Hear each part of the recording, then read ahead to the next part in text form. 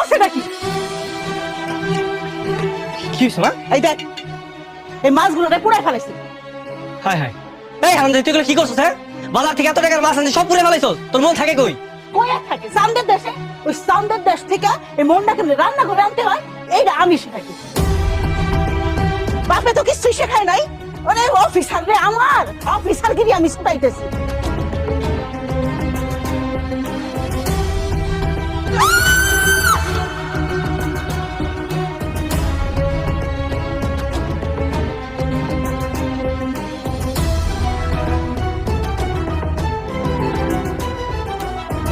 একবার ঠিক কাম করছো না। হারামজাদি যদি লজ্জা থাকার জীবনে এরকম ভুল করবো না। এইভাবেই শেখাইতে হয়।